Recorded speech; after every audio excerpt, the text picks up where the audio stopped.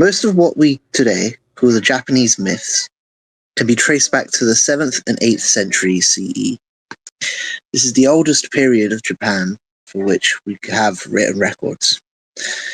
The tales of gods and heroes are still retold today in the form of the basis for other Japanese folklore, such as the heroic kami mentioned in later chapters. We are aware, however, that the stories portrayed in these ancient texts were understood very differently when they were created than they are today. What people considered important in the distant past is often very different from what modern scholars want to know. Although the details of these myths have changed and grown over the centuries, evolving along with Japanese society to mean different things, the core stories from the ancient texts have endured. The two oldest surviving books written in Japan are historical chronicles that date to the early 8th century. These two works, the Kojiki and the Nihon Shoki, begin with the creation of the world and the recount history through the time of their writing. Where 8th century Japanese audiences considered both texts to be history, and each presents its mythological portions as verifiable historical truth. Not allegory, not folktale, truth. The later portions of each chronicle cover the early history of the imperial court and the layout with detailed narratives that occasionally corroborate Chinese or Korean documents. However, they also include stories that are clearly fantastical. The myths in the Kojiki and the Nihon Shoki offer the best views as we have into the belief of the early Japanese. Unfortunately, those texts are neither comprehensive nor always comprehensible. Historians have studied both works for centuries, and for modern scholars they remain objects of reverence, curiosity, and even disappointment. Often, all the same time. In short, the chronicles are messy, but they are all we have. The Kojiki is the oldest extant work of the literature in Japanese. It was compiled in 712, and its name means the record of ancient matters. It begins with the creation of the world and continues through the reign of the imperial regent Suiko, about 593 to 628, the 30th ruler of Japan. A relatively short document, it is divided into 3 books. The first, or upper book, follows the gods of heaven, the Amatsukami, as they come into existence, and eventually send a pair of siblings, Izanagi and Izanami, to create the physical world. Izanagi and Izanami's children include the sun goddess, Amaterasu, or Amaterasu, and their estranged brother, Susanoo. From the pair come a lineage of fertility gods, culminating in Ninigi, the heavenly grandson who descends to the newly created world, where his descendants become the imperial clan. The second, or middle book, the Kojiki, picks up with the reign of Jimmu, first emperor, who's also Ninigi's great-grandson. The narrative continues through the first 15 rulers, all of whom are heroes positioned between gods and humans. The third, or lower book, continues for rulers 16 through 30. Many of the emperors in the lower book have shorter lifespans and more human concerns than their predecessors. In the middle book, if the middle book is that of demigods and legends, then the lower one is about human rulers. They are still descendants from deities, but no longer supernatural beings themselves. Kojiki includes a preface that outlines the history of its compilation. The text was originally a series of oral histories, supposedly memorized in the 680s or the 680s by a mysterious courtier named Haida Noir, whose background and even gender remain unknown. Haida Noir, whose background and even gender remain unknown. A generation later, it was copied down in writing by Yesumaru, a male civil servant. The preface was written directly from the rest of the Kojiki and is suspected to be 9th or 10th century forgery, but the Kojiki's main text is cited in other works from the 8th century, which does suggest that it was already a well-known source and therefore as old as the preface claims. Nevertheless, modern scholars take most of the details in the preface with at least a grain of salt, if not an entire shaker, and the origins of the Kojiki remain mysterious. The Kojiki is a strong central narrative charting the origins of Amaterasu and her descendants to the pacification of the earth, and finally the rule of the imperial family of Japan. However, the work also spends a large amount of time recounting genealogies. Almost every deity who attends Amaterasu and her descendants, fights them, or simply exists in their world, gets a genealogy. Every one of those genealogy ends with a family known to exist in the imperial court of the 700s. And in all cases, their predecessors are somehow bound to the sun goddess and her offspring. The Kojiki is not only a story of how the imperial family came to be, but of why they came to be, and how their rule over the court, and over Japan as a whole, is natural. After all, if one's ancestors swore fealty to the imperial family, then doesn't one's place remain at their side? Modern scholars believe that the Kojiki's original purpose was not a collection of myths, but the official genealogy to prove that the aristocratic families of the court served the imperial family because their ancestors had done so ever since the age of the gods. The Nihon Shoki recounts similar myths in a very different way. The Nihon Shoki was finished in 720. Its name means the Chronicles of Japan, and it lives up to that title. A vast work of 30 books, the Nihon Shiki is much larger and more detailed than the Kojiki.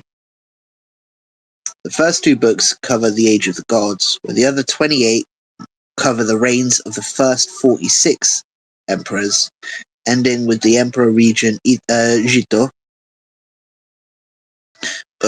686 to 696, so about 10 years.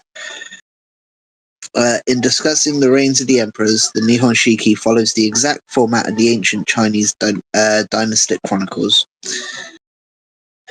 which, with every ruler's annual divided into entries by year, month, and day. This gives the work a historical feel, even when it's discussing legendary events that make the Nihon Shiki sound superficially more accurate than the Kojiki.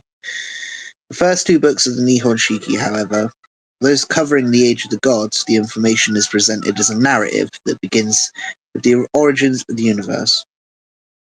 Like that in the Kojiki, from which it also differs in striking ways. One difference is that the Nihon Shoki's books on the gods regularly discuss alternative versions of the myths.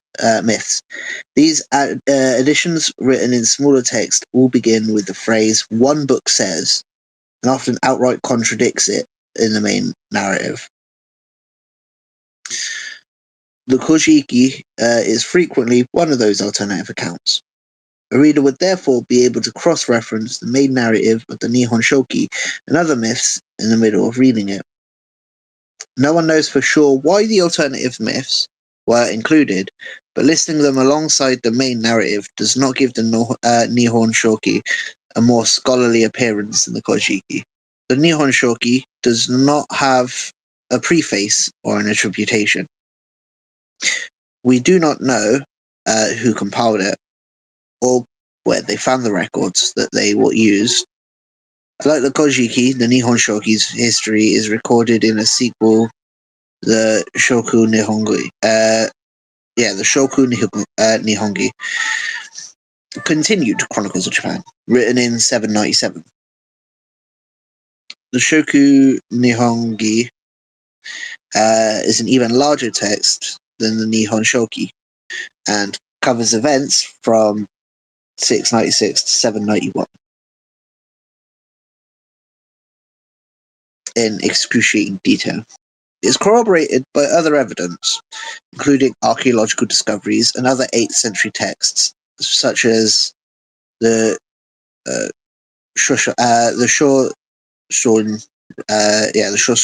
records there, and is considered to be more accurate. The Shoku Nihongi records the completion of the Nihon Shoki and its presentation to the court in 720.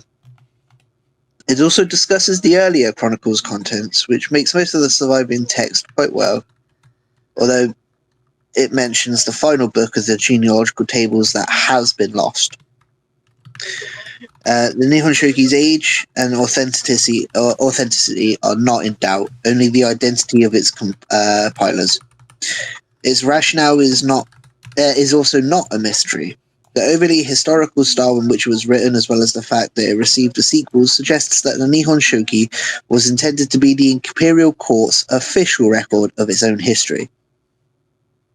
Genealogies are important in the Nihon Shoki, but they are not the main theme of the text. Although its myths are also important, they are also the starting point for the historical volumes that follow. These historical annals go into more detail than the Kojiki, as well as far beyond the ends of the Unachronicle in time. In fact, the later parts of the Nihon Shoki, those covering the events of the 6th and 7th century, are generally considered historically accurate even today.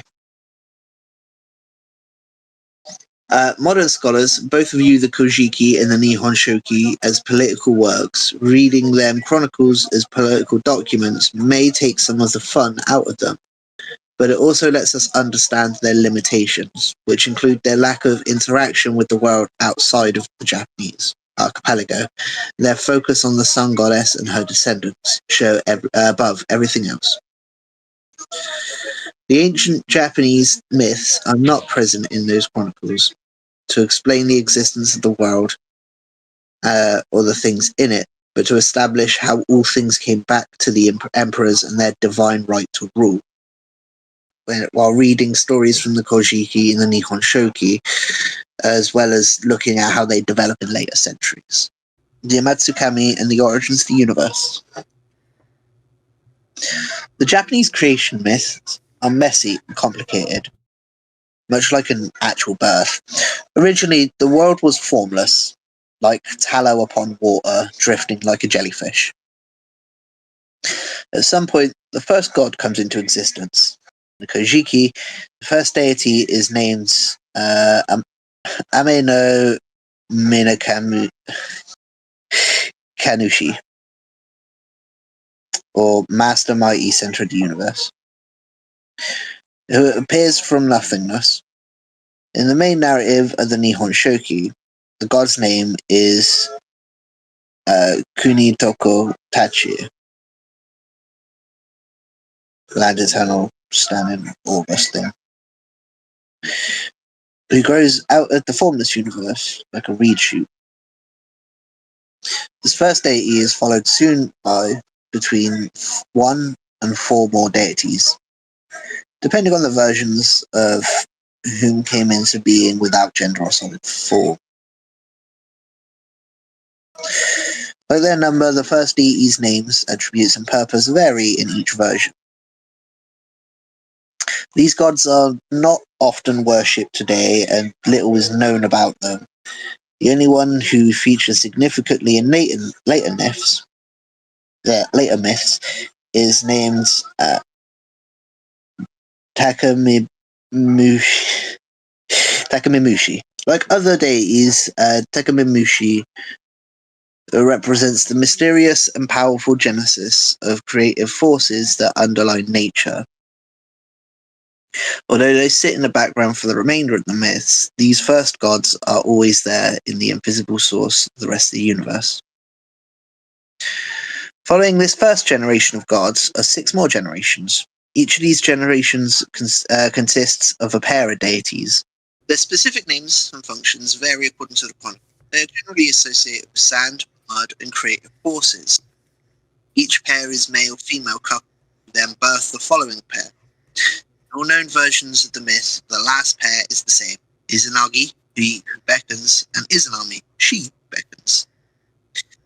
The 6 previous generations of gods call Izanagi and Izanami to council, command them to create the island of Japan, and by extension, the entire physical world.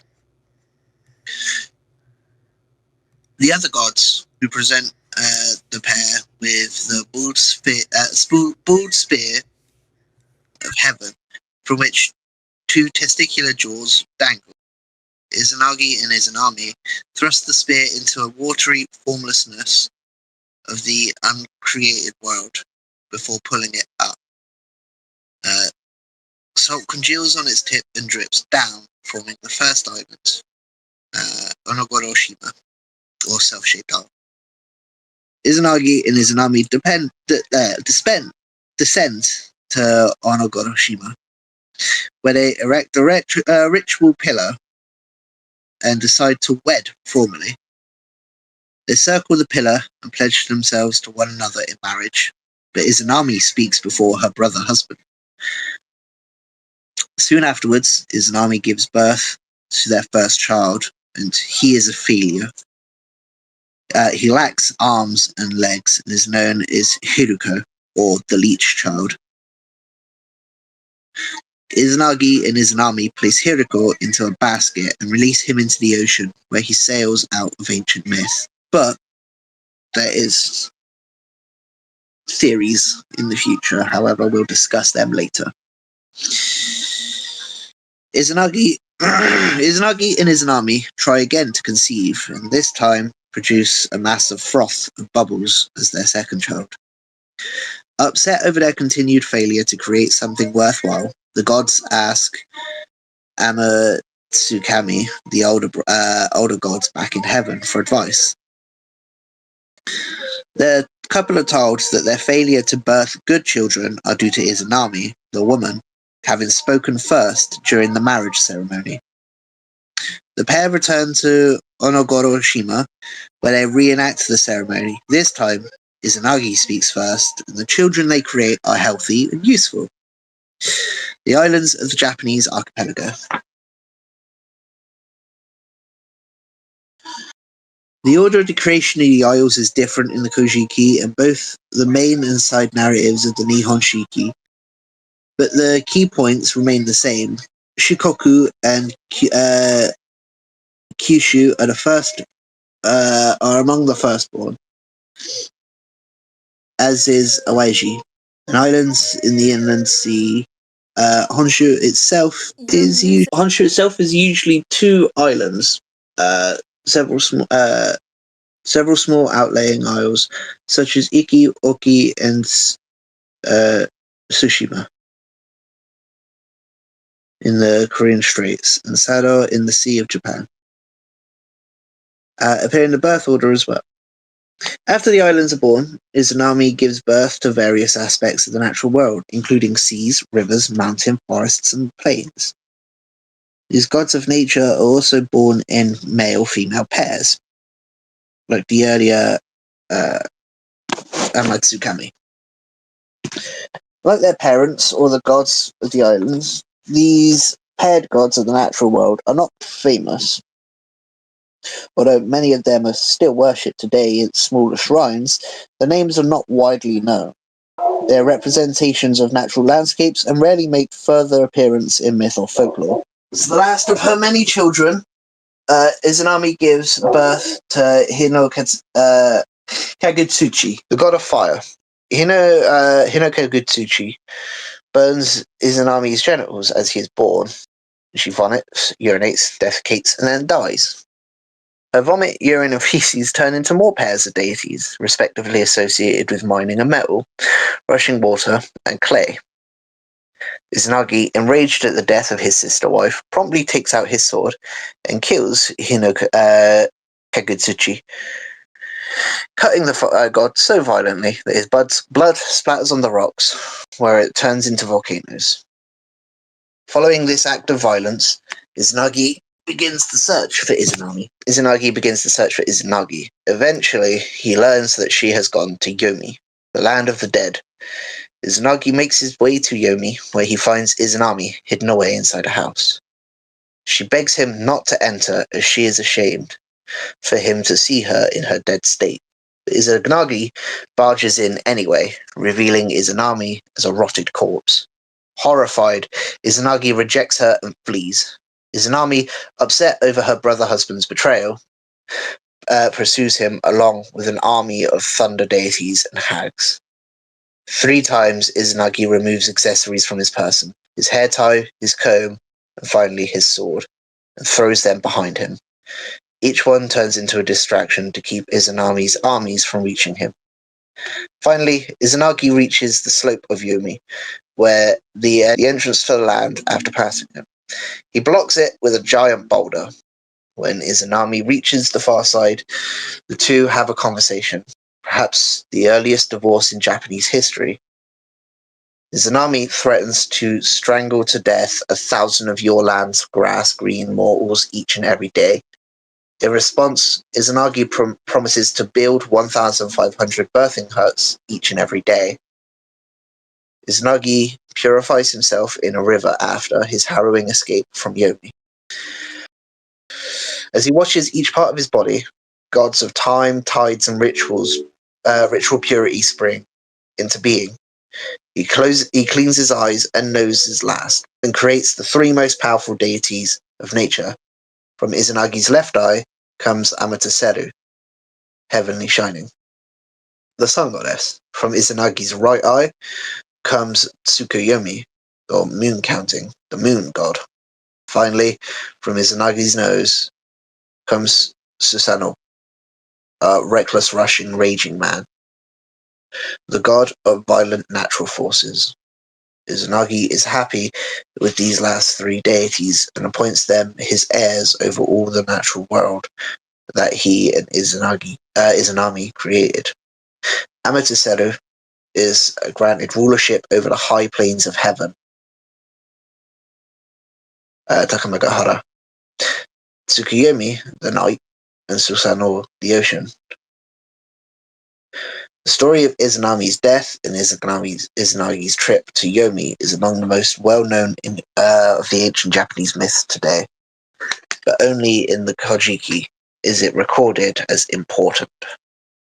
Izanami never dies in the main narrative of the Nihon Shiki. Instead, she gives birth to all 3 celestial gods before retiring alongside Izanagi. Aside of the extra narratives, several of which include parts of the Kojiki story, the land of Yomi is never mentioned in the Nihon Shoki. This may have to do with the work being more strongly influenced by Chinese themes. If we read Izanagi and Izanami as representations of yin and yang, the Chinese principles that together drive the universe, both must remain alive for things to function.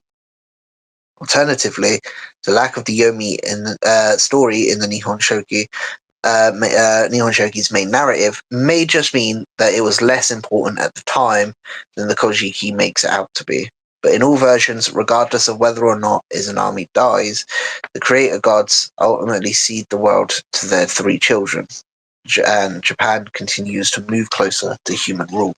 Izanagi is a transitional figure. He's a member of the last generation of the gods of creation, but also the father of the rest of the world. He has few defined characteristics and is not known as a god of anything in particular. As a personality, Izanagi is strong and pure, the epitome of a masculine god. However, he is also flawed, with desires and fears that the older gods do not have. These desires and fears will be imparted onto all of his descendants. Izanagi is usually portrayed as a middle-aged man, often bearded and with a fierce demeanor. He may wield a spear.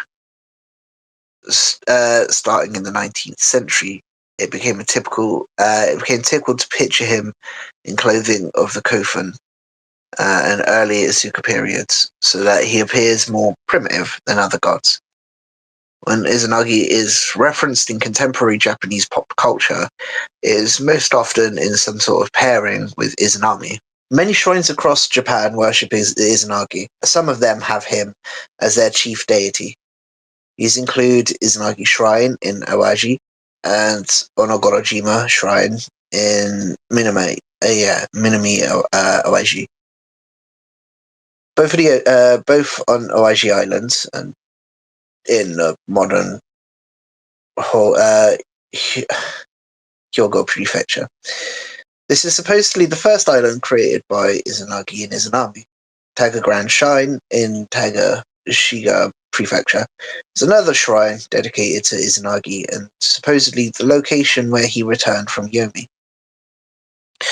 Eda Shrine in Miyazaki Prefecture is supposedly the location of the pool where Izanagi purified himself. In addition, Izanagi and Izanami are often worshipped alongside the main gods at shrines dedicated to Amaterasu, Susanoo, and others. Izanami's story hints at her becoming a goddess of death, but she's rarely depicted that way. Instead, she is usually worshipped alongside Izanagi as a goddess of long life, marriage, and motherhood. In contemporary popular culture, Izanami is often paired with Izanagi. Other times, she is a villain, particularly in fantasy works based on Japanese mythology. In art, Izanami is usually pictured as a middle-aged woman who accompanies Izanagi. She is worshipped at most shrines that also worship Izanagi, although not all. Shrines that give her more importance than her husband are Iya Shrine in Matsue, or Shimane Prefecture, and Hibayama, Kume Shrine in nearby Yasugi. Iya Shrine supposedly is built at the slope of Yumi, the very spot where Izanagi and Izanami divorced. In contrast, Hibayama Kume Shrine celebrates Izanagi's female form and the act of birth. Or Izanami's female form in the act of birth, sorry. Japan has several names in the Kojiki and Nihon Shoki. The archipelago as a whole is usually a stand-in for the entire world. It is known as Ashihara no Akatsugumi, the wide-spreading land of reed plains. Yashima no Kuni, land of eight islands, and sometimes as Akizushima, the dragonfly land. The reason for the first and third names are unknown, but the second has to do with the myth of the island's creation. The order in which the 8 islands appear, different in each text, but always consists of Awaji, Shinkoku, Kyushu, Honshu, Oki, Iki, and Tsushima. Its name, Four Provinces, referred to the four ancient Shikoku is always divided into 4 regions. Its name, Four Provinces, refers to the 4 ancient provinces that became its 4 modern prefectures. Even in myths, it seems to have strongly associated with the number 4. Oh. Although born as a single deity, the island of Shikoku has 4 faces, each of which act as a separate god specific to one of the island's 4 provinces. Some of these deities are the other islands. There we go. The other islands are traditionally embodied by single deities, except Honshu. which may be divided into two depending on the version. Some of the deities are later worshipped at shrines in their respective islands or areas. They rarely appear in myth again and are not important outside of local communities. One example is the goddess Ogetsuhime, or one of the four faces of Shikoku. She's associated with the Awa province, modern Tokushima. Tokushima Prefecture. A patron of modern Tokushima, the capital of the prefecture, Ogetsuhime is worshipped at several shrines across the city, including the most important one, Ichinomiya Shrine. After their creation, the islands of Japan are still unclaimed and ungoverned, full of wild gods and unruly spirits. Since rulership of the island was not included in the original three-way division of the world, Amaterasu received heaven, Tsukuyomi the night, and Susanoo the sea. But Japan itself was ignored. Initially, Amaterasu and Tsukuyomi worked alongside one another to share the space and sky. One day, Amaterasu asks Tsukuyomi to pay a visit to the island below. He looks on Ukemochi, the goddess of food, and sees that she magically generates food from all her bodily orifices. Tsukuyomi is horrified that he may have eaten or drunk something that came from an impure part of her body. He immediately slays Ukemochi, and in response, Amaterasu banishes him from her sight forever. The moon is then condemned to wander the night, even as sun wanders the day, separating their domains permanently.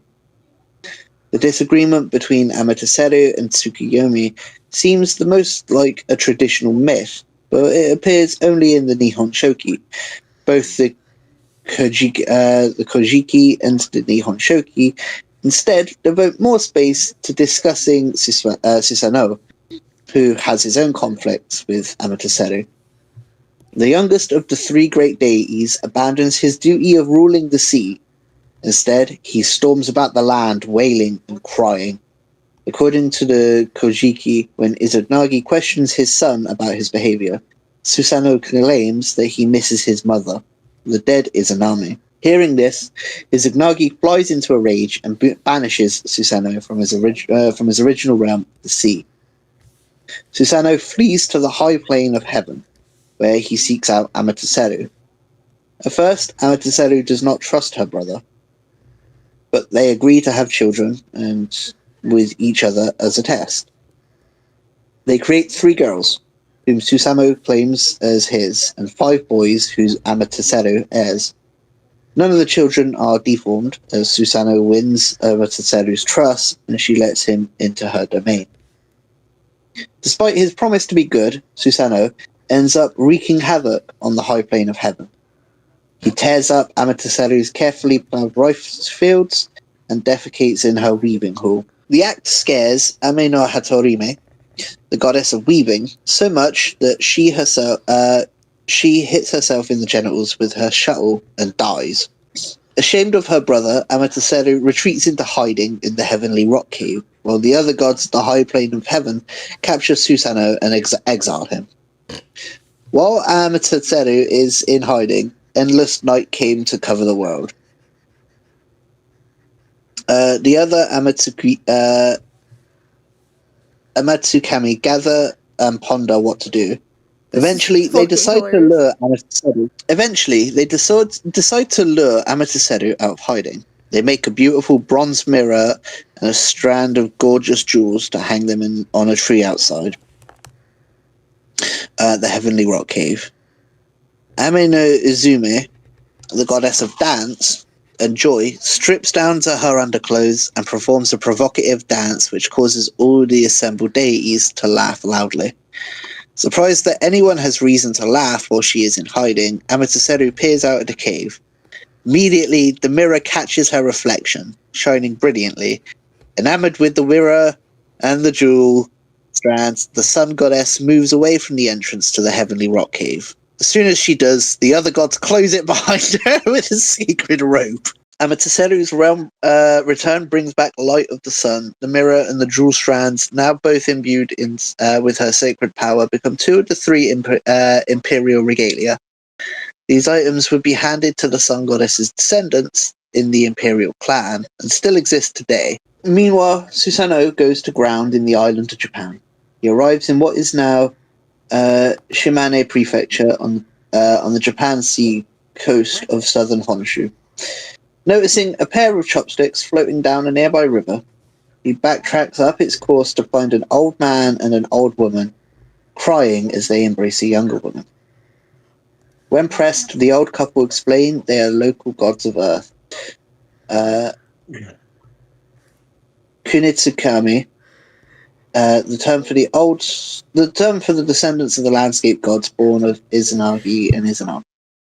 The old couple once had 8 beautiful daughters, but the Yamata no Orochi, a massive serpent with 8 heads and 8 tails, has devoured one every single year for the past 7 years and is now coming for the 8th and final sacrifice.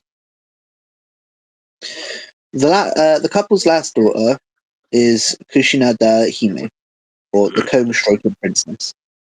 She's due to be eaten by the Orochi at any moment, and Susanoo is smitten with Kushinada Hime and offers to save her if he can have her as his wife. Once they hear who he is, her parents agree.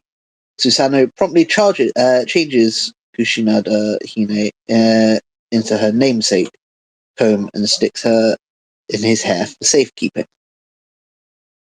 He then has her parents help him build 8 giant platforms to place a huge sake vat on each one. The Orochi arrives and drinks deeply from each of the vats with his 8 heads, soon falling asleep.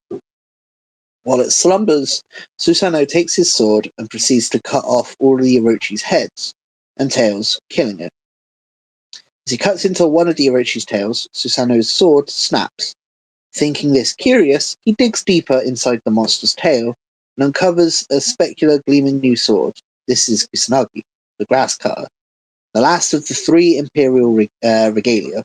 Recognizing the sword's power, Susanoo presents it to Amaterasu by way of apology. He earns her forgiveness, provided he remains in the mortal realm. Satisfied, Susanoo and Kushinada Hime settle at Izumo, also in modern Shimane Prefecture. Susanoo then composes the world's first poem. Eightfold are the clouds that rise in billowing clouds where eightfold fences to surround and shelter my wife. There are eightfold fences made by me. Those eightfold fences.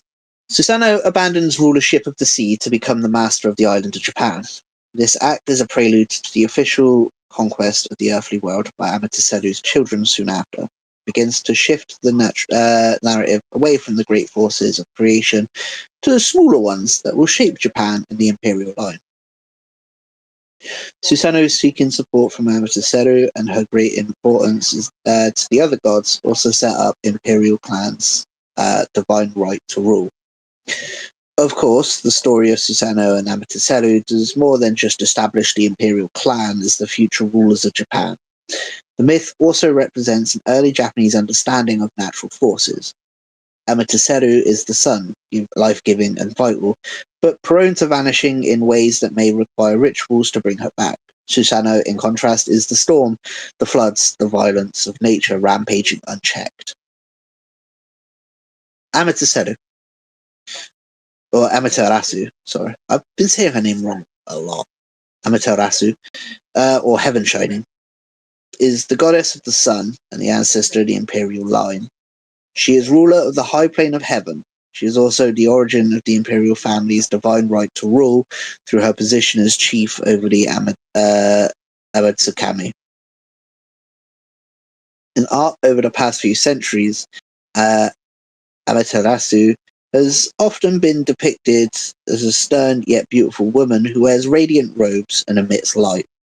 Her portrayal in the ancient chronicles is more ambiguous. However, she is rarely described in physical detail.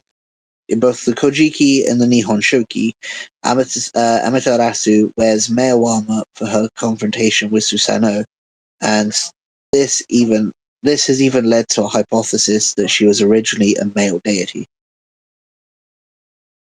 Amaterasu's powers are likewise difficult to divine. She is the sun, but aside from her presence producing light in the sky, she does not manifest traditional solar powers such as emanating heat or causing crops to grow.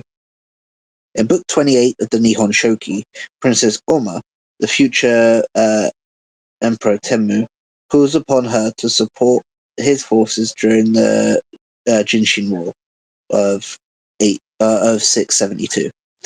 Amaterasu responds by sending a dark cloud to shroud the sky, with storms revealing to Oama his future victory. In the 13th through 16th centuries, Amaterasu becomes strongly associated with the Buddhist divinity Kannon. In the Bodhisattva of compassion in this form, she is known by the Chinese style reading of her name, Tensho Dayan. Amaterasu is worshipped at shrines across Japan, but the main source of her center is Isis Shrine. In modern Ice Mei Prefecture, one of the three most important shrines in Japan. Ice supposedly holds the mirror, one of the three imperial regalia. The shrine is massive complex, containing several ceramic concentric holy precincts. The innermost of these is called the Inner Shrine. It was devoted to Amaterasu. From the 7th through 18th century, an unmarried female member of the imperial family was chosen during every reign to serve as high priestess of Isa, known as the Sao, sometimes translated to the Issei Virgin. This tradition eventually lapsed, but was very important for a long time.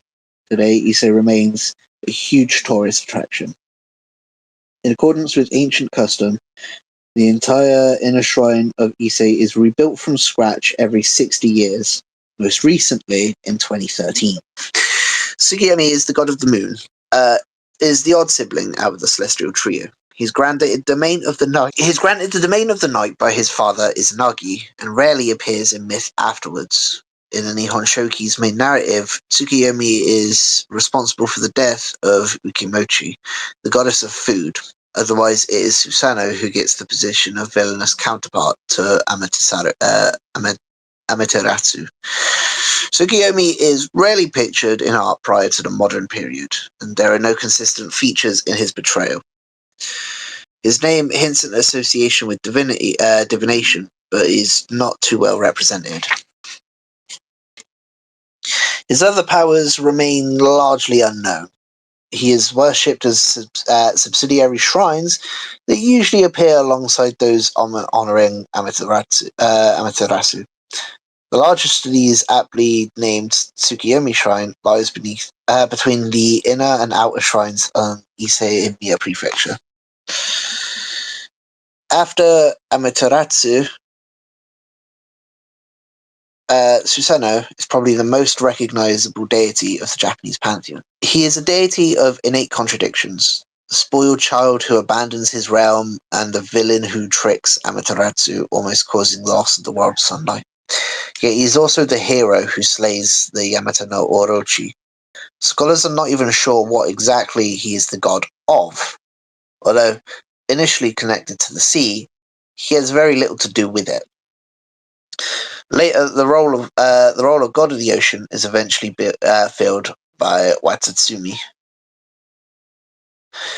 Susanoo's name implies speed and power, and his actions mimic destruction by wind, water, and fire, the natural forces that terrorized early Japan. However, He is also full of ordinary human ingenuity and defeats other more deadly natural forces, such as the Orochi, whose immense bulk, tree-covered back, and glowing body stomach are reminiscent of a volcano, I the have a greatest danger of the Japanese archipelago. I have One second. Contemporary scholars are generally claim that Susanoo is the god of violent natural forces in charge of both instigating and stopping them, but is still a modern interpretation of a complex figure. In the end, Susanoo defines our understanding as readily as he did his sister Amaterasu's. Susanoo is often portrayed as a wide-eyed, bearded man. He usually has a straight sword in the style of the Suka in Sakana periods. Less often, Susanoo is portrayed as a young warrior, more fierce than beautiful, so armored and ready to face his enemies. He has a strong association with swords, though not necessarily with swordsmanship. Although Susanoo is associated with anger and ferocity, both uh, righteous and unjustified. He is perhaps surprisingly also an occasional patron of poetry and supposedly created the first poem to celebrate his defeat of Orochi and marriage to Kushinada Hime. Kushinada Hime.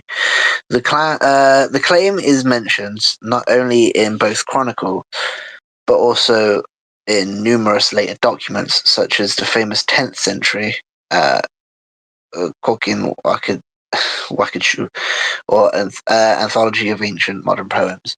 Susanoo is connected to Izumo in modern Shimane Prefecture, but his primary shrines are elsewhere. These include the Yasuka Shrine in Kyoto, the patron shrine of the famous Gion district, and known for its rowdy July festival. There's also Susanoo Shrine in Fukuyama City, Hiroshima Prefecture, which purports to date to the 5th century or earlier. In Izumo itself, Susanoo is two smaller but important shrines, Susa Shrine and Yagaki Shrine, both associated with the larger Izumo Shrine complex.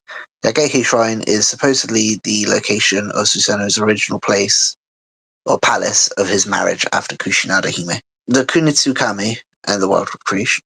Susanoo marries Kushinada Hime and settles in Izumo. From here on, he is counted among the Kunitsukami gods of the land. For the most part, the Kunitsukami are the children of the original islands and the landscape gods, birthed by Izanagi and Izanami. These deities, often specific to loyalties across the archipelago, become the ancestors of important local lineage groups. In contrast, the Amatsukami are the ancestors of the imperial court and of the clans who serve the imperial line. They are also the ancestors of the gods who live in heaven. Susanoo's descendants from his marriage to Kushinada Hime are named in the Kojiki, which next focuses on the narrative of the 6th generation descendant. Onamuji. Onamuji is the youngest of the Myriad brothers. The text says 80,000, functionally equivalent to infinity. He is of good and kind heart, beloved by his mother over all her other children. Onamuji's brothers conspire multiple times to murder him, and each time his mother revives him, before eventually sending him off to escape his family. After an episode in which he gives a rabbit its fur, Onamuji finds his way to Izumo, where he falls in love with Susanoo's daughter, Susabrihime. Or Susabrime, yeah. His great aunt. Onamuji must pass several tests before Susanoo will let him marry Susaribihime. Or Bime. He passes them all flawlessly, relying on his own wits, Susabrime's wisdom, and the fealty of various animals such as mice and rabbits. Having proven himself worthy to Susanoo, Omaji obtains the name which is later known thereafter. Okinushi, or the Great Land Master. Oken Inushi takes over rulership of Izumo, and through it, the archipelago from Susanoo. Susanoo then retreats to be closer to his mother and become lord of an underground domain known as Ninokatsu, or Gatsu, or the Hardened Root. Oku Ninushi is now head of the Kunotsukami. As god of earth and cultivation, he is more suited to his role than his wild and destructive predecessor. His first act as ruler of the earth is to pacify the land, finally and permanently completing the process of creation begun with Izanagi and Izanami. The newcomer from across the sea, named Suku Nabinoka, or Nabinokona, or the Little Nameland, joins him as his endeavors initially a silent, mysterious deity. Suku Nabikona's identity is revealed by Okukinoshi's attendants, as are his mysteriously creative powers. Together, Okikinoshi and Suku Nabikona journey across Japan, making it ready for habitation and cultivation on a large scale. The closest thing to the ancient myths of the god of earth, Oku Nanushi, is the deity responsible for finishing the creation of the mortal realm. He's also responsible for keeping the earth prepared until Amaterasu's descendants can take it over. Okinanushi plays many roles in the myths, from young and victimized hero to a sort of Japanese Osiris, to wandering lord and incautious master of the realm, in the face of the demanding Amatsukami. Despite all this, his actual powers are less well defined than many of the Japanese deities. Okinanushi finishes creation, rendering the land stable and capable of growing crops. He also brings the Kunitsukami together under his authority. This calms the forces of nature. However, Okinanushi is not a god of agriculture. He is likewise not a god of mountains or plains, the natural landforms that make up the island. Perhaps he is a holdover of a local god originally on the same level as Amaterasu, only for a different ancient kingdom, one that had to be put under imperial control. Susanoo and Tsukuyomi may have been. Okinanushi was rarely portrayed visually until the modern era. Today, he often appears as a calmer version of Susanoo, as a serious man wearing kufon or Asuka period clothing, sometimes without weapon. Statues and paintings of Okinanushi show him with a quiet pride in stance and gaze, in contrast to Susanoo's typically ferocious posture and expression.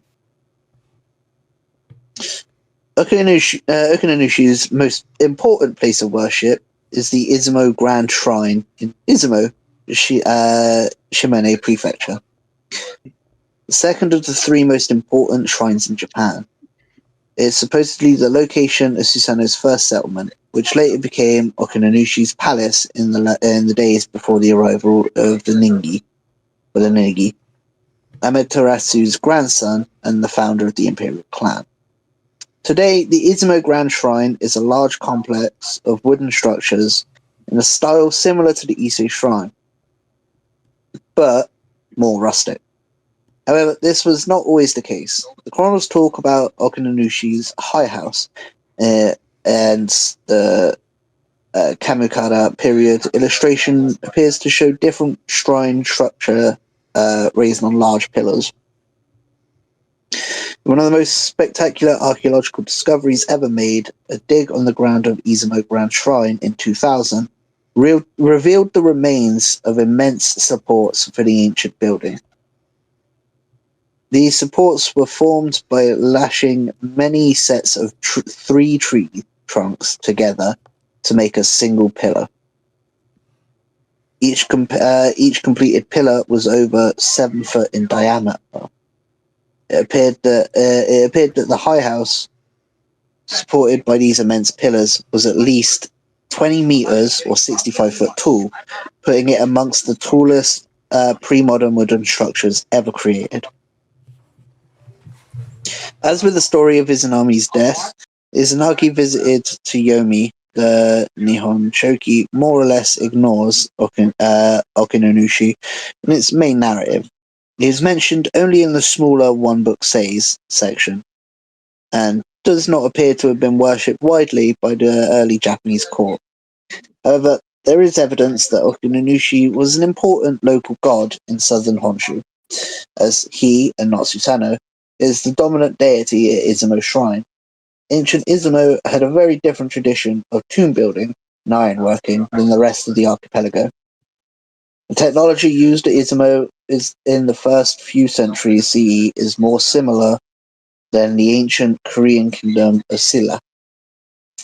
Perhaps the great lands master Okinanushi was originally the patron of a kingdom subsumed into the Japanese court long ago and forced to pay homage to Amaterasu's descendants in myth as well as fact. And that, I'm going to say, is all for today, because I have read 46 pages.